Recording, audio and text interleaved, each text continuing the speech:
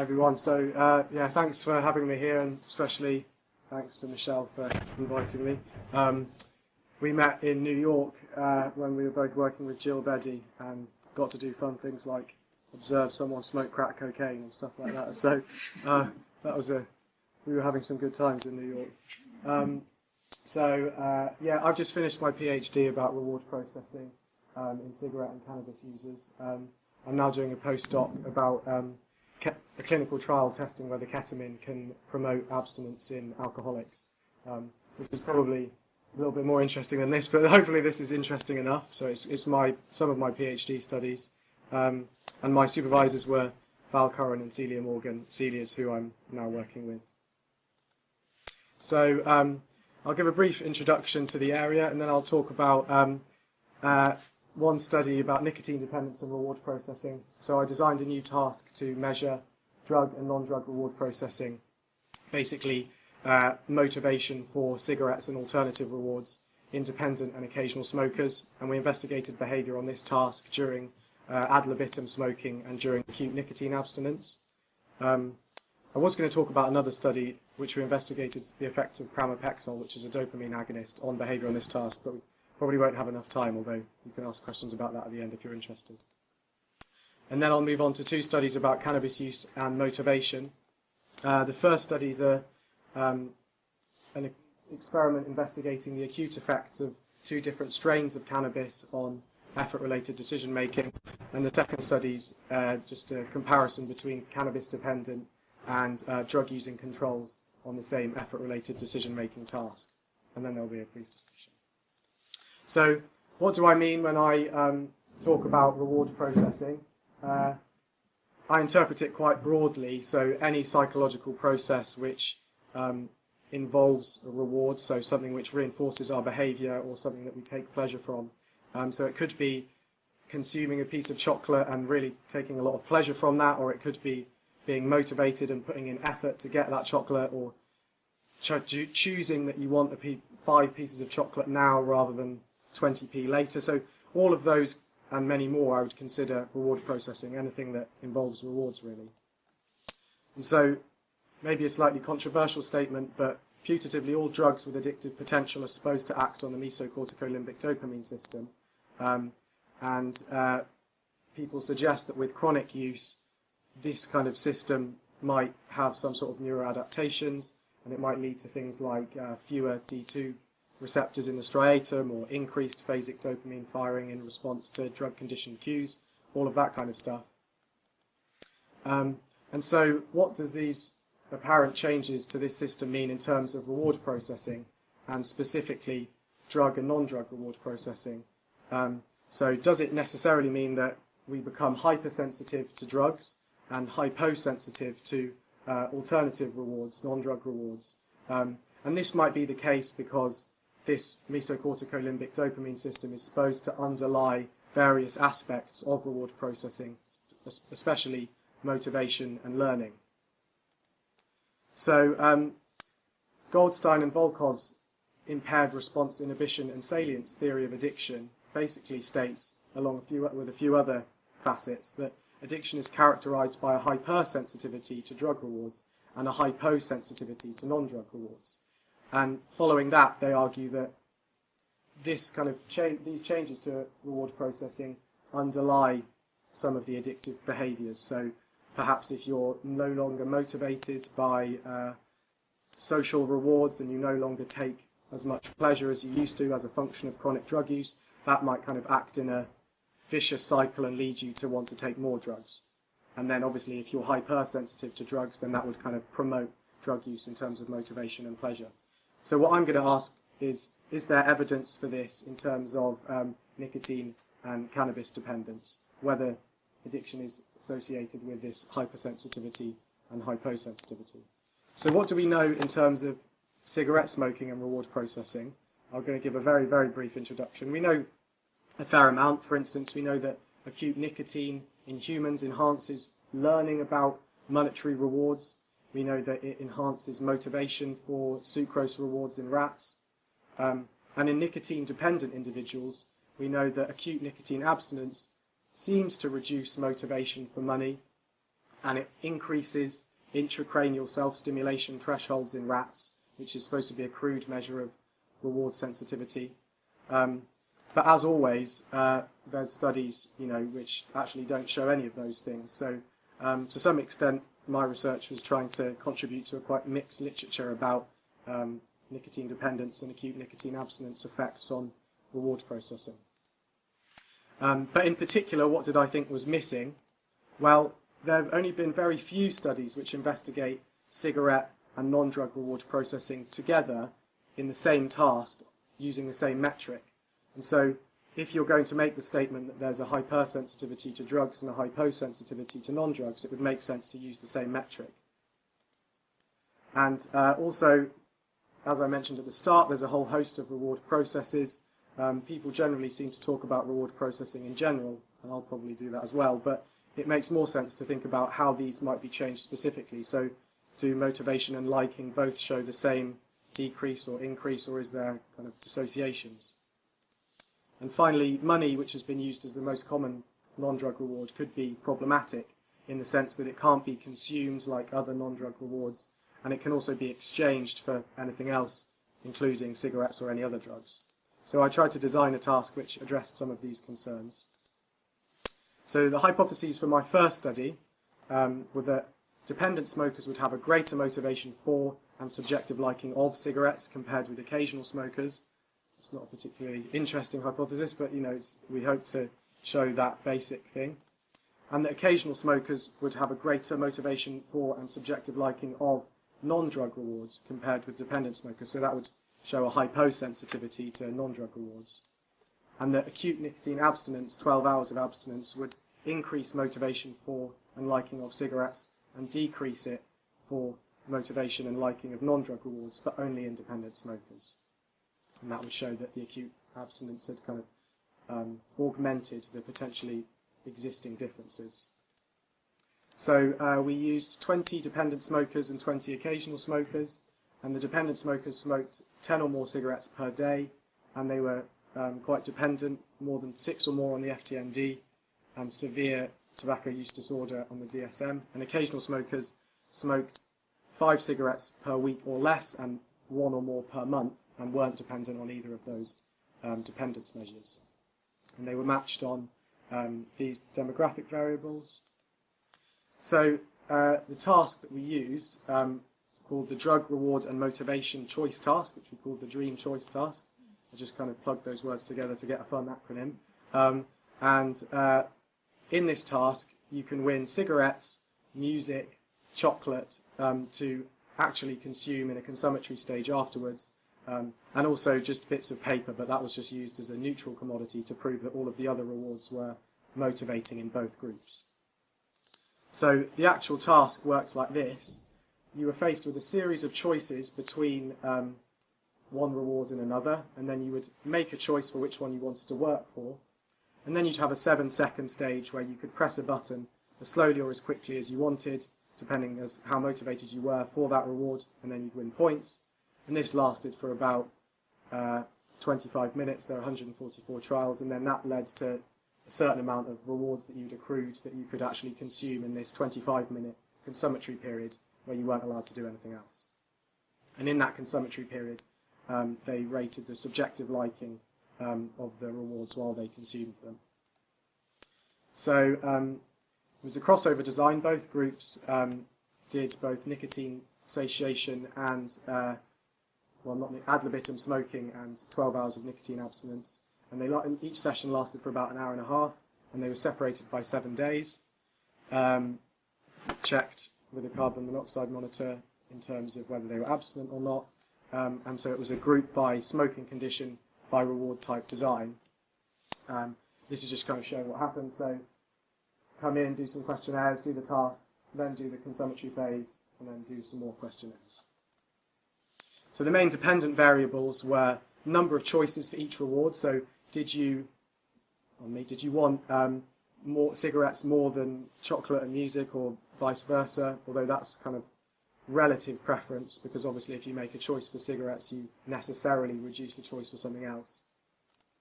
And then the average number of button presses in that 7-second button pressing stage, which we hoped would kind of be a purer measure of motivation, given that it shouldn't your motivation for one shouldn't necessarily affect another.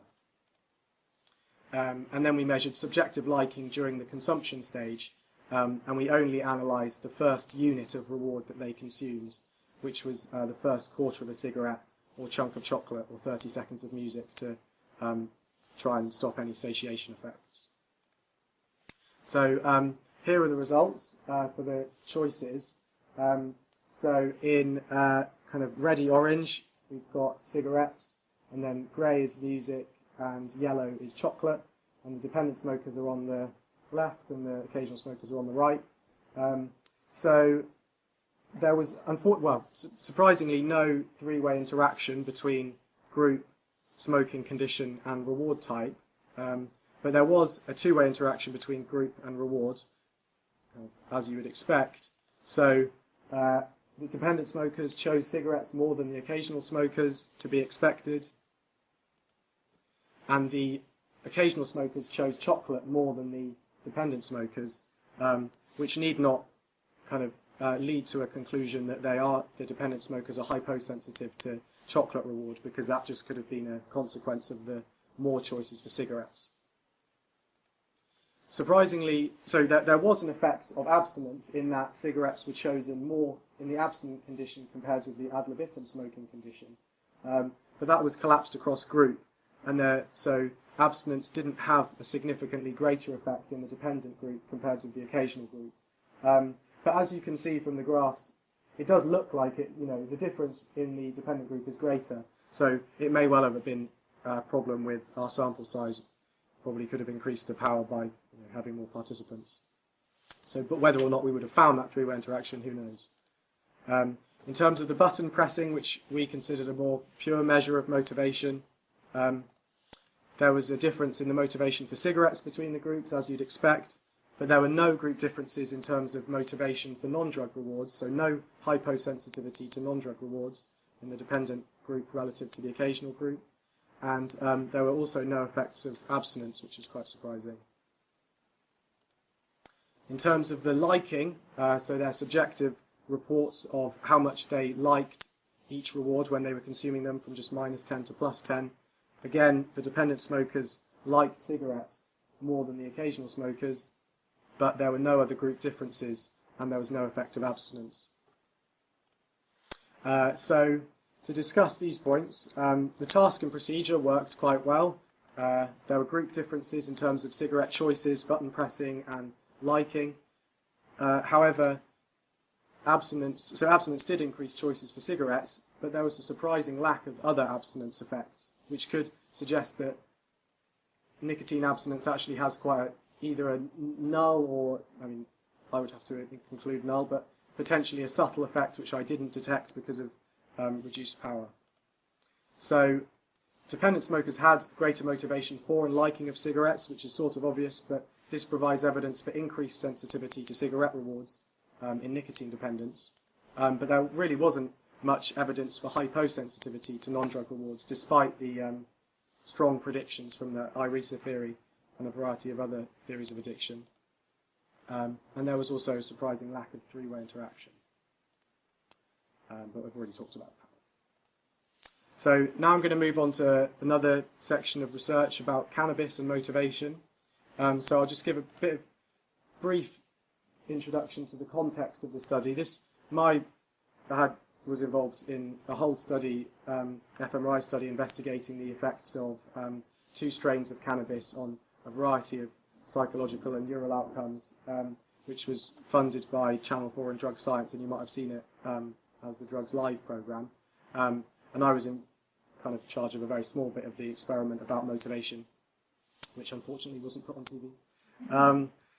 So it was testing the differences between a kind of skunk-type weed, which, it didn't only have THC, because obviously it had some other cannabinoids, but we're just going to call it THC-only cannabis, and THC plus cannabidiol cannabis, which is supposed to be more like a kind of hash-type cannabis. So yeah, that's the. Oh yeah, and so I'm happy to talk about other parts of the experiment because it was quite a fun experiment. and you may have seen Jon Snow having a terrible time. He said it felt like when he smoked the skunk, he said, felt my soul had been wrenched out of my body. And he said that having vaporized skunk was more difficult for him than being in a war zone, which I found quite surprising. So there's a popular thought that cannabis causes laziness. Think of Afro Man's song, I was going to go to class, but then I got high. That whole song's about smoking weed makes you lazy. But actually, the empirical evidence for this is really, really lacking. In terms of the acute effects of cannabis, there's only been one study testing how cannabis acutely reduces motivation for some non-drug reward. There was quite a lot of research between the 60s and the 80s which was very badly controlled or didn't really... they got people to smoke weed and then see how quickly they could build a stool. It was really weird. Or sometimes they would get people to smoke weed and then see how much they would work for more weed. But there was never a simple test of giving people cannabis and then seeing how that affected motivation for a non-drug reward. Until this study, which only used 5 participants, and it did find a transient amotivational effect, but we wanted to replicate that and also investigate the effects of cannabidiol. So yeah, the aim of the study was, does acute cannabis lead to amotivation, and does the presence of cannabidiol change this? So a bit of an introduction to some cannabinoids. THC, which is the main cannabinoid that people... Well, it's the compound which is supposed to get people high in cannabis. That's on the left, and that's at an increased level in skunk-type weed. And then cannabidiol, which is on the right, which is a very similar compound if you look at it. That's more common in hash-type weed, but hash also has much less THC in it. So there's a general discussion, which I'm sure a lot of you are aware about, is why is hash maybe associated with fewer mental health problems? Is it because of the reduced THC? Is it because of increased CBD? Or is it because of any other of the kind of 100 cannabinoids or something that you find in cannabis? So THC is a partial agonist of the CB1 receptor. CBD, cannabidiol, is a weak antagonist of it, very weak, but it also enhances anandamide levels, and anandamide is an endogenous cannabinoid, and it inhibits the enzyme that breaks anandamide down, which is how it enhances the levels. So some studies show that CBD protects against memory impairing and psychotic effects of THC, but others don't. So in general, the study was kind of seeing what CBD might do, whether it could moderate the effects of THC. So my question was, will cannabidiol be protective against THC's potentially amotivational effects? We used quite a well-validated task that's been used a lot in motivational research. It's called the effort expenditure for rewards task. Sort of a little bit complicated. How long have I got? I've got 10 minutes. So you're faced with a series of choices, and the choice says, do you want to do an easy task for a small amount of money or a hard task for a large amount of money? And that large amount of money varies from about £1 to £2, and the small amount of money always stays at 50p.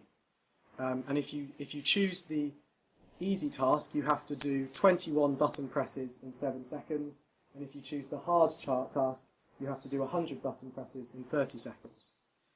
However, if you do manage to complete that hard or easy task, you only have a certain probability of actually winning the money on that trial, 12%, 50% or 88%, which is shown when you're making the choice. So there's the main outcome variable is how many hard choices you're making. That's how motivated you are. If you're going for more hard choices, you're putting in more effort for more money. But there's also 2 other parameters that vary, the probability and the reward magnitude, which is available on the hard option. And so this task's been associated with, low motivation has been associated with depression. Motivation is improved with amphetamine, and there's sometimes quite interesting interactions with these parameters. For instance, schizophrenic people only seem to be motivated at low probabilities of reward. So it seems to kind of come up with, seems to be quite sensitive to a variety of different manipulations or associations. So my hypotheses were that acute cannabis administration would lead to fewer large effort choices, i.e. lower motivation relative to placebo, and that THC-only cannabis, skunk type, would lead to fewer large effort choices, i.e. lower motivation, relative to the THC plus CBD cannabis, the hash type. So we used 16 participants. They used cannabis about 7 days per month, and they'd been smoking for about 9 years. And they used other recreational drugs sometimes, and most of them smoked tobacco and drank alcohol.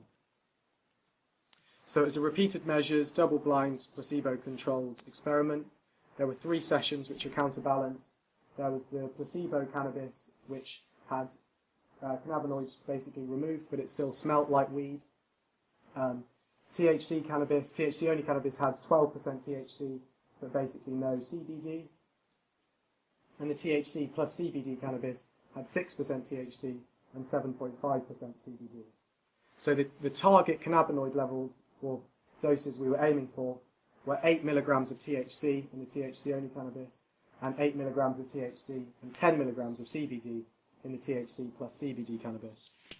And we did that by we kept the THC amount the same by just giving twice the weight of the THC plus CBD cannabis, because obviously you can see it's 6% and 12%. And the cannabis was administered using a volcano vaporizer, so it gets heated up to a certain temperature when all of the cannabinoids evaporate, and then you, well, not evaporate, but become gases, and then you inhale the gases from the bag. So it's a slightly kind of, you get better absorption from this than if you were to just smoke a joint. So this is how the protocol worked.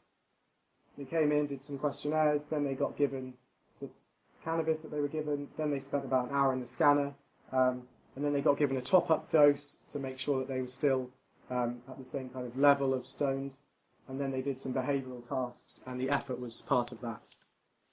So, on to the results. In terms of just subjective effects, how stoned they were and how stoned they reported being, you can see that actually so the grey line, which is THC only, and the dashed line, which is THC plus CBD, they didn't differ at any point.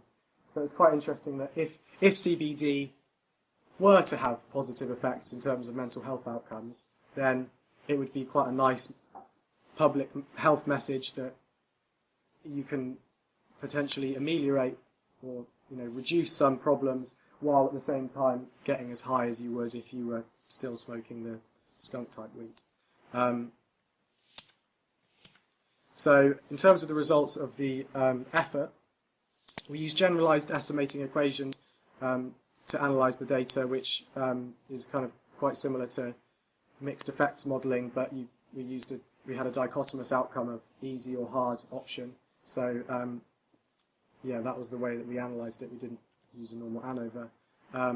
And we found that the THC, so we used the THC-only cannabis as the reference category, so comparisons were to that.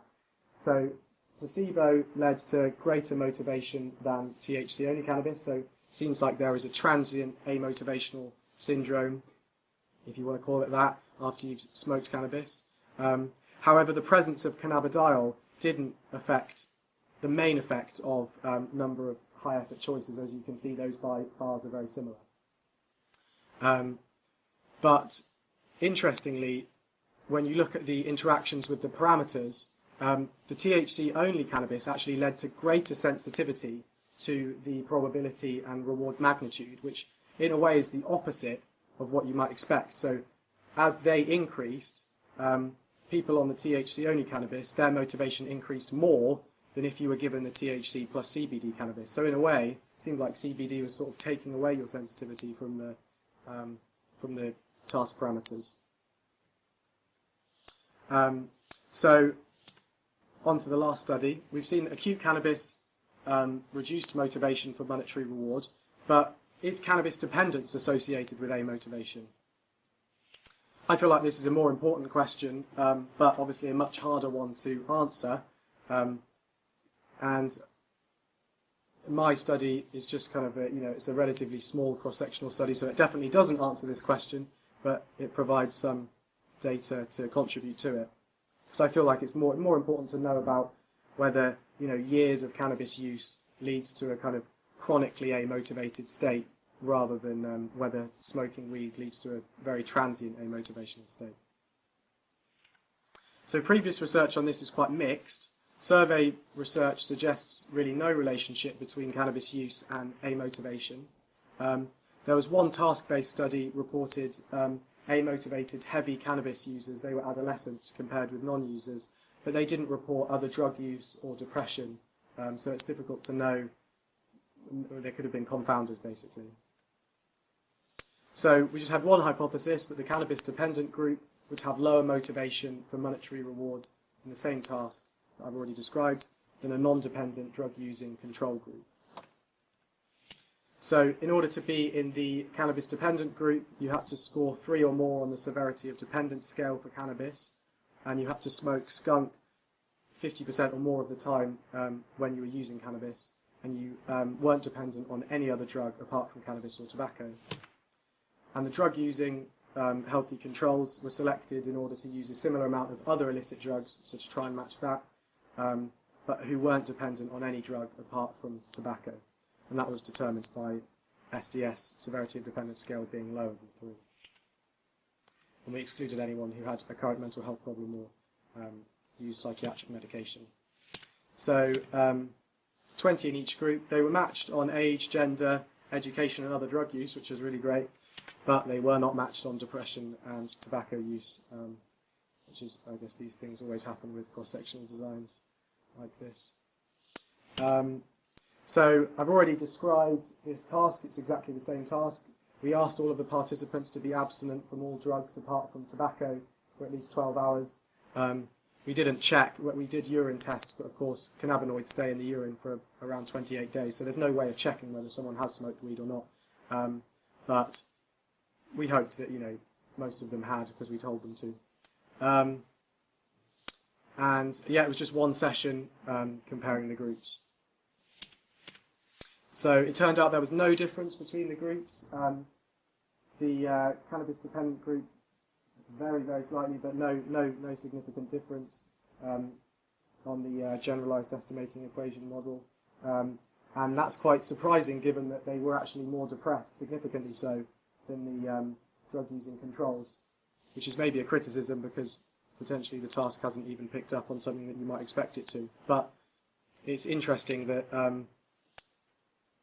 the acute cannabis did reduce motivation, but chronically these results suggest that actually when you're sober, even if you've been cannabis dependent for a long time, you are potentially not amotivated when you are sober.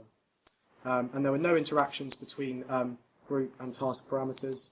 So this potentially not fantastic cross-sectional study suggests that cannabis dependence is not associated with amotivation. But limitations were that it was a short task, shorter than the original, and also it's cross-section. It would be great if you could measure motivation before people started smoking cannabis and then track how that changed with use of different types of cannabis, but obviously that's a much more difficult study to do. So, just final slide, some brief conclusions. Nicotine dependence was associated with increased motivation for and liking of cigarettes, so evidence for a hypersensitivity to drug rewards, but it wasn't associated with deficits in non-drug reward processing, even during abstinence, although the effects are somewhat unclear because they did look they looked like they were going in the direction you might expect them to. So the IRESA theory, which informed my hypotheses, wasn't really supported. There was intact non-drug reward processing in the nicotine-dependent individuals. Acute cannabis led to amotivation. The presence of CBD did not recover this main effect, but it did moderate the effect of the task parameters on behaviour. That was quite a subtle effect, and I'd like to see it replicated because it definitely wasn't in the way that we hypothesized. And interestingly, cannabis dependence wasn't associated with amotivation compared with the acute cannabis, and that also doesn't lend support to the IRESA theory of addiction, but more research should definitely be done in this area, especially with cannabis becoming, the laws about cannabis changing all over the world. So, and I think amotivation is something that people are really kind of intrigued by, because it leads to could lead to less productivity, etc., etc. So transient amotivation with acute cannabis, but dependence maybe. So thanks very much for listening, and thanks to the rest of the clinical psychopharmacology unit and Celia Morgan.